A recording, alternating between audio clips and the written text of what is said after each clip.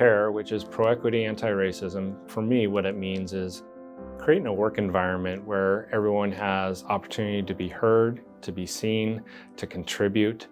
They feel safe, feel engaged.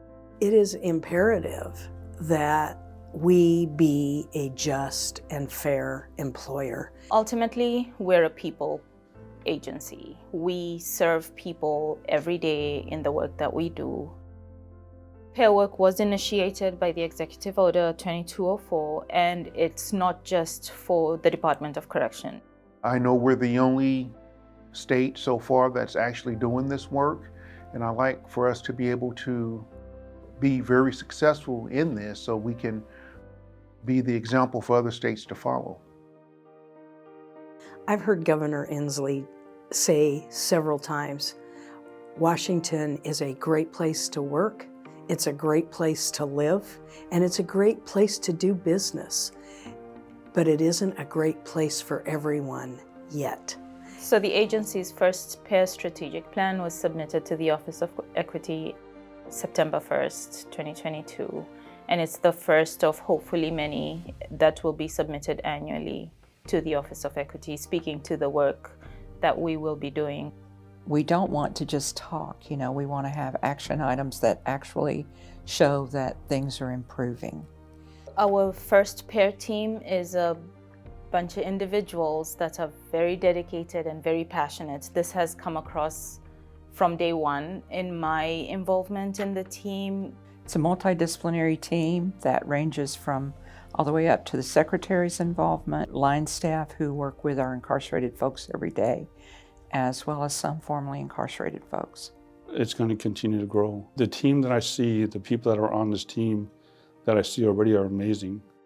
They brought in a lot of leadership, they brought in a lot of subject matter experts, and they brought in a lot of people that care. The department is making significant investments in 3 specific areas. One around classification,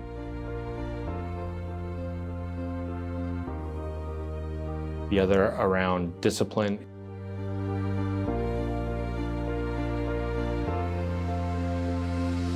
and the last around staff representation.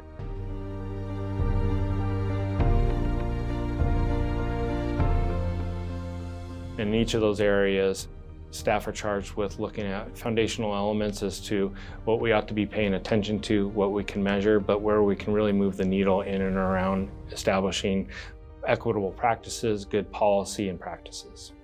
When you classify somebody, you are setting a trajectory for them. You're setting an experience for them.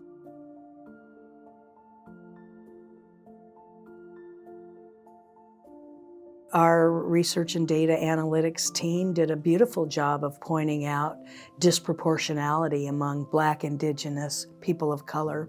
Forces us to really take a deep dive into looking at everything and using data to help, so it's not just my word saying, this is not right, it's the data saying that. We see it in gender. The tool that we use, we already know overclassifies women. Incarcerated women tend to get infracted at a lot higher rate than men do. However, men have higher violence levels in prison than women do. So it would make you think that the men would have a higher infraction level. That is not true. When I reveal that to our staff, they're really shocked by the numbers. So I think oftentimes biases aren't recognized. People don't recognize them in themselves until you begin to talk about those things. Same with staff. Have staff been made eligible for promotions? We have to take a good hard look at that. Where is our own bias in our interview process, in our selection process, in our recruitment process? How do we get all voices to the table? And our data shows that people of color leave our employ faster. So we want to find out what that is about. And the PEAR team's job is to dig into that. They're talking about retention for people once they start working for the department. I'm part of the Native American Heritage Support Group. We have a group that we meet every month, and we become very, very close. I've already heard that other cultures are starting to form a support group as well. PEAR signifies hope. I think that it's important that we recognize the disparities that exist and work towards fixing them, because ultimately that just makes for a better world. Once people realize what PEAR is all about, give it a chance to grow and to accept and to learn from it. For me, I hope that more staff get engaged, more people believe in it. I just can't wait to see what comes from it. For the future of PEAR, I see staff engaged at all levels of the organization. This isn't just a top-down management approach. This provides opportunity for staff to have input, for them to be heard to create and cultivate new ideas. And I invite all DOC staff to join the conversation.